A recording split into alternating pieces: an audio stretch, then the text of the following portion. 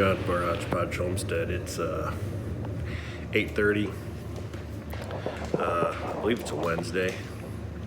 Yeah, it's Wednesday. I'm just getting, I believe this is the 4th round of tomatoes going. I've done, I think 30 quarts. Ooh, let me get you out of the sun here. Everywhere there's sun.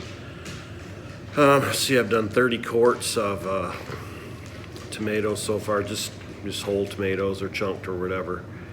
And yesterday I knocked out some salsa, and today I think I'm just gonna get these prepped to do stewed tomatoes. I don't have any celery on hand. I've got green peppers from the garden, so I will get those all cut up, and then I'm gonna have to go get some onion and some celery to do stewed tomatoes. Now I'm telling you what, 2013, and the only reason I know this is because my jars are labeled, but 2013 we had a bumper tomato crop that year. I don't know why. Did nothing different. I still plant the same way. But we were picking tomatoes in December. I had blooms on my tomato plants in December. Granted, you weren't going to get any tomatoes off of those, but still, it was quite a year. We're still eating stewed tomatoes from 2013. I have not had to make them since 2013, so that's pretty cool. But today, I'm going to get ready to make some. I canned some cowboy candy yesterday also for the first time ever, and I'm not a real big just eat a jalapeno guy, so I'm hoping the flavor is really good. The brine was really good yesterday. I put some turmeric, some garlic powder, some garlic in it.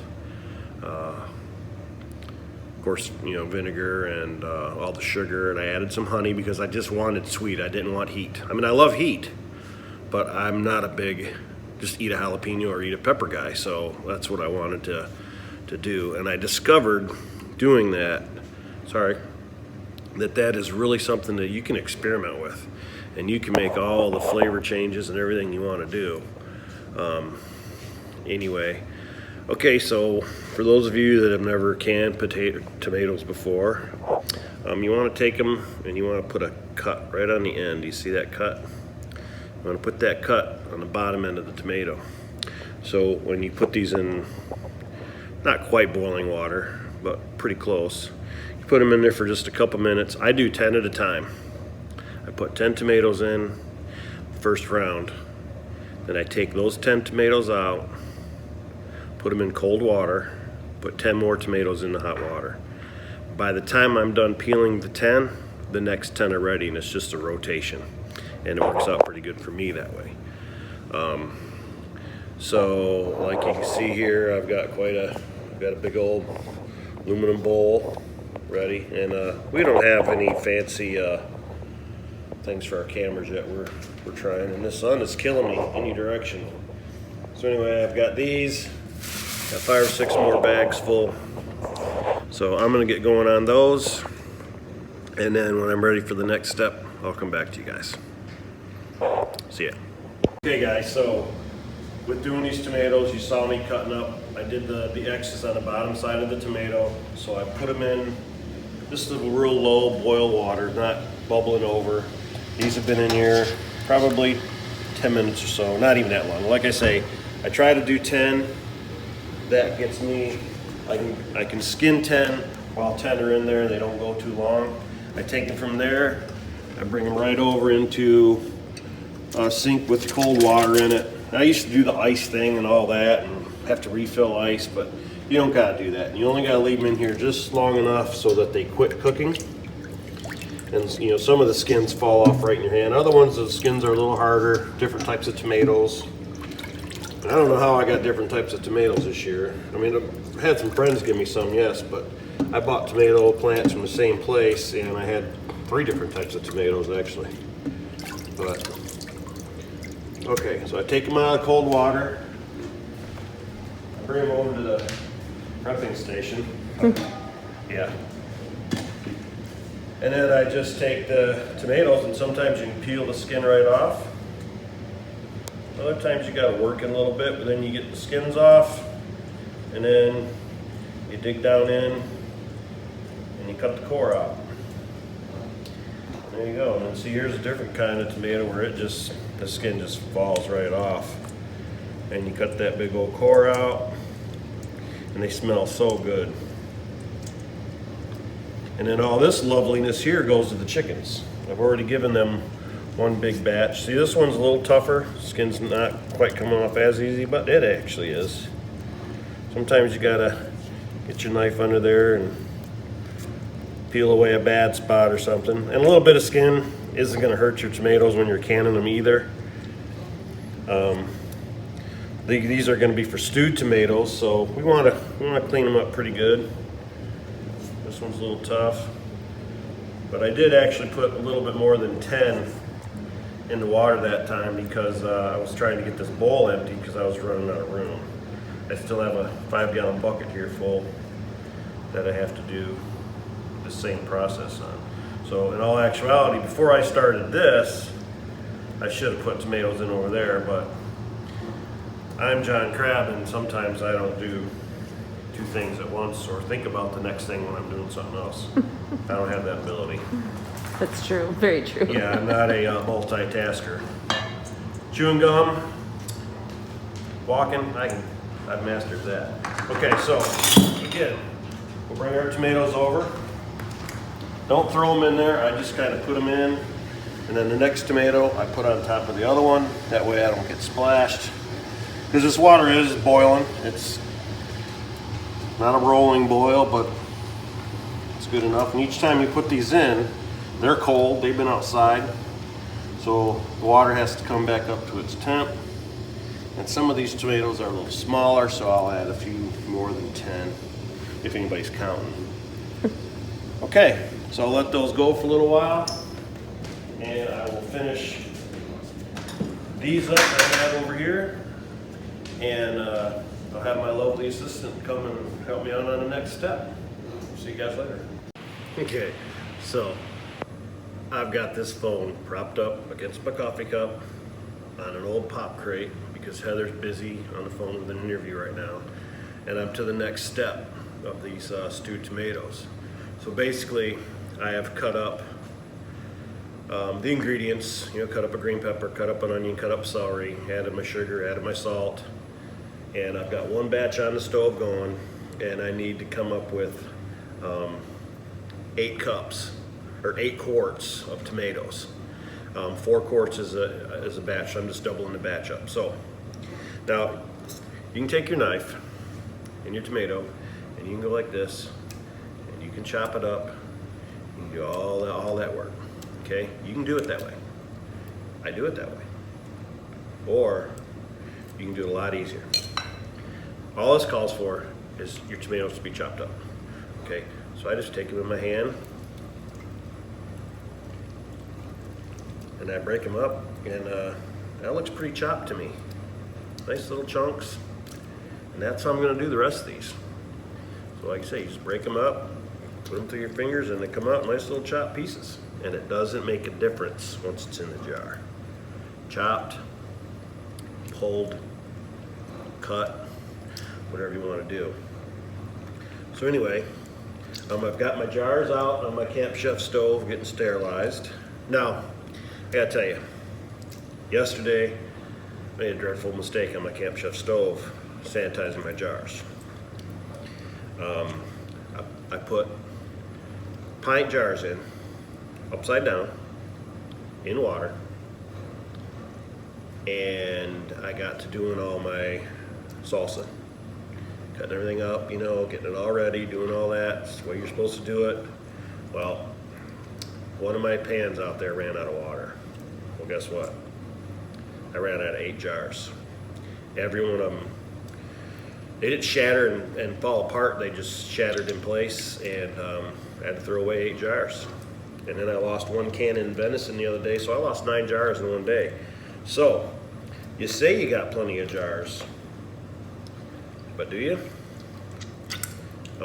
This jar shortage, lid shortage that happened this year, It happens every time this year. You know, it always goes on. It's canning season.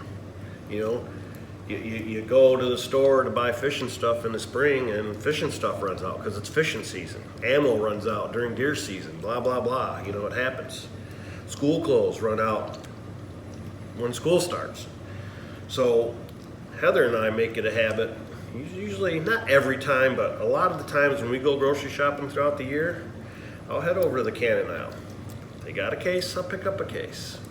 They've got 2 or 3 boxes of lids, I'll get them. You know, same with the Dollar General. We pull in the Dollar General, you know, quite often, especially when we were living in the camper. And you know what, every time when I was living in the camper, I'd buy a couple boxes.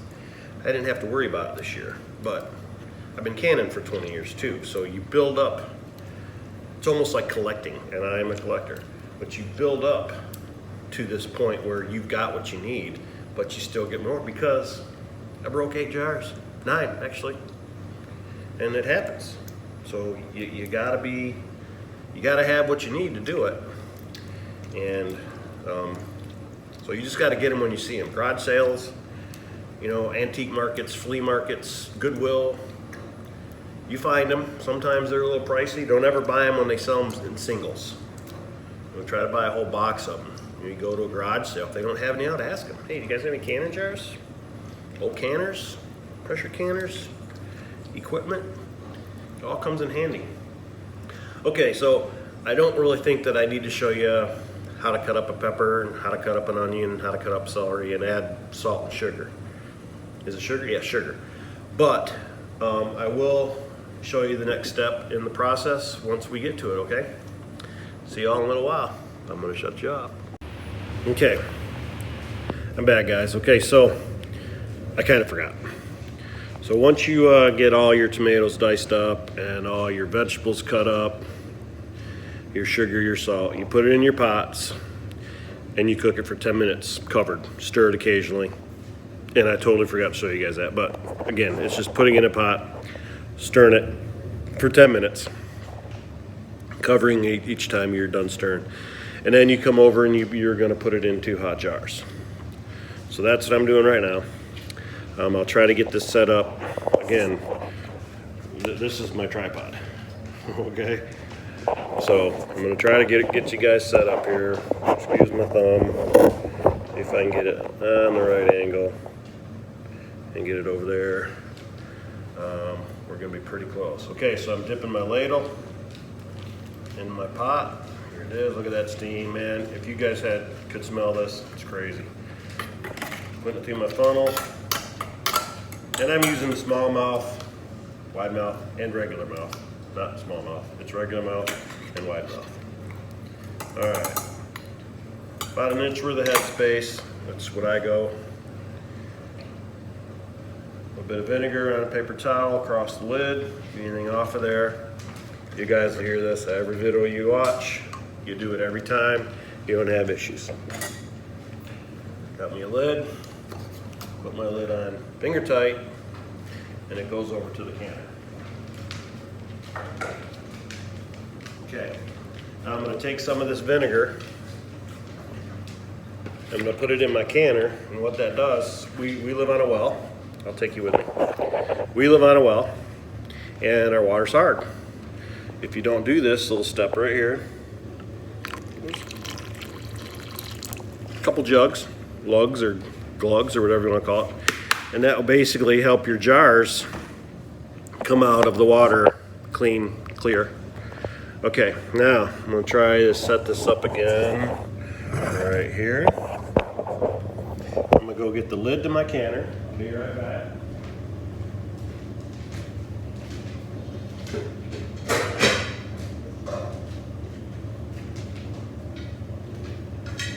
All right, on your canner, you've always got a little arrow. Mine's right here, so I like to have mine this way. I don't know why, it's just right-handed, left-handed, whatever. You got an arrow on your lid, and you got an arrow on your canner handle. Now, one thing I do about every third or fourth time I can is I take my inner ring and I put some vegetable oil on it. I just get my hands, wipe it all around, put it on there. It just keeps that pliable, subtle, and makes it last longer. Okay, there's my arrow.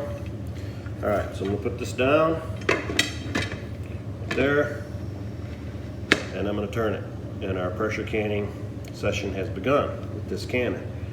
Now what I'm gonna do is peek up here, and out of this little spout, when steam is rushing out of there, not a little, but when it's coming out and not stopping, then you set a timer for 10 minutes.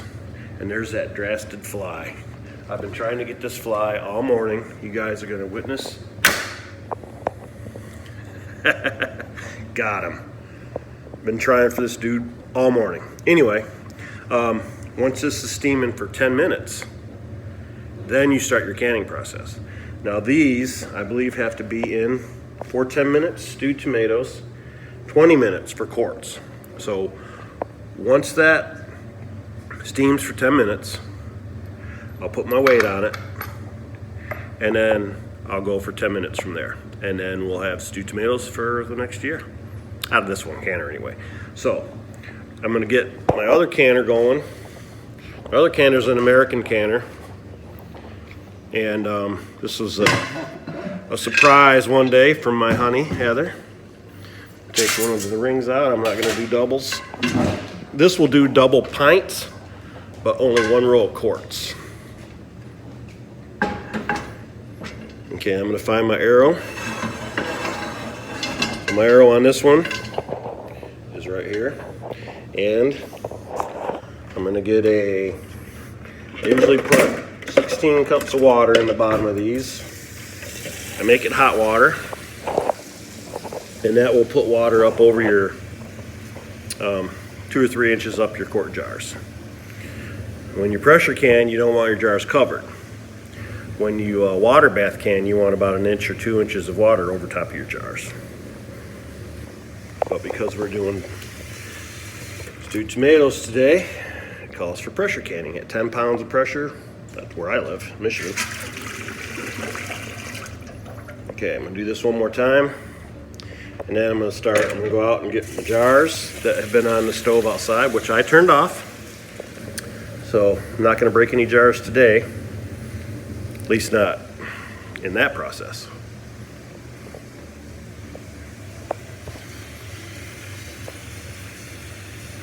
All right, about done.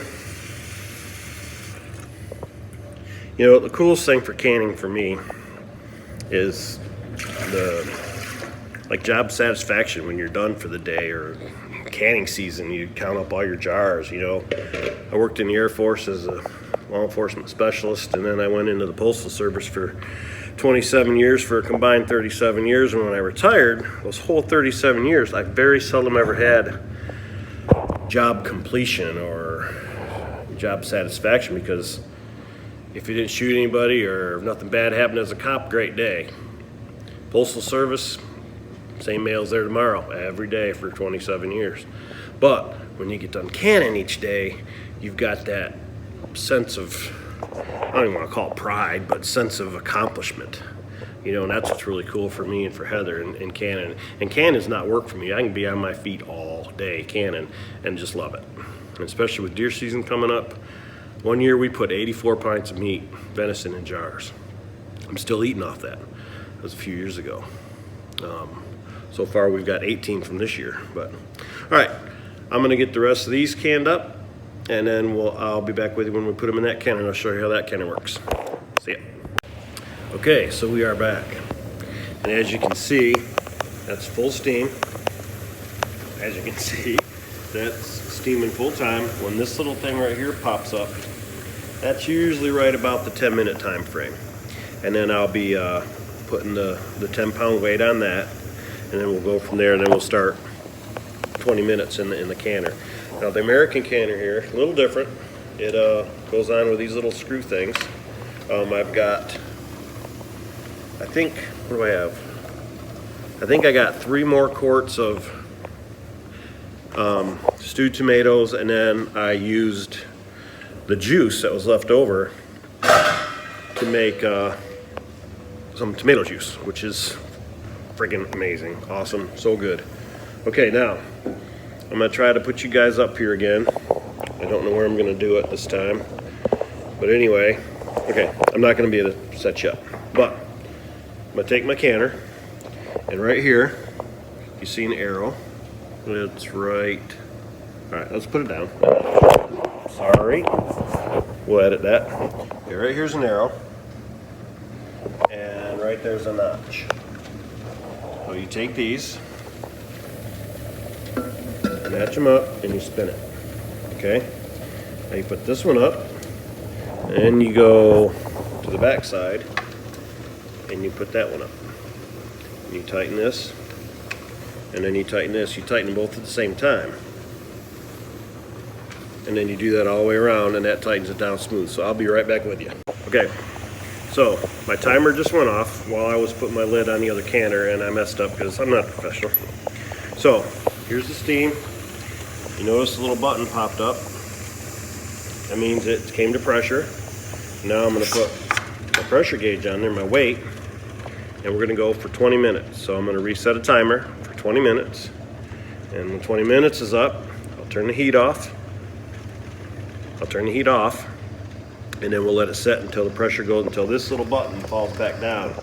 Usually 10 or 20 minutes. There's no need to rush that point. You've done all this work to make all this stuff happen. There's no sense in rushing through the final stage. So when that one is ready to go, I'll be back with you, and I'm going to show you right here. We got the lid on our American canner. Everything's tight. It's pretty even all the way around. You want to check that. Now this one has a gauge, and I want that to be at 10 pounds pressure. When this starts to steam, just like this one over here, again, we'll do a 10-minute time. As that steams for 10 minutes solid, I'll come in and I'll put my weight on, and this is the weight for this canner, and I'll put it on the 10-pound mark, which is right here on my finger.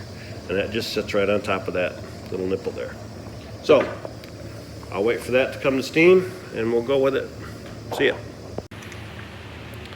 Okay, well, everything I just showed you, I wasn't recording. So, basically, there is the empty canner, and there are the jars of food that came out of that canner. As soon as I put the last jar down, that's when I thought, uh-oh. No. Anyway, that's how it is here at Hodgepodge Homestead. So we canned stewed tomatoes today. Here they are. I've got 4 more jars in that canner started that are just juice, so real good tomato juice. And we will go from here. And on the next project that comes up for canning, I don't know what it's going to be, but we will get it to you. So until the next time, happy canning. It's here at the Hodgepodge Homestead. We love canning stewed tomatoes, and you should too. See y'all later.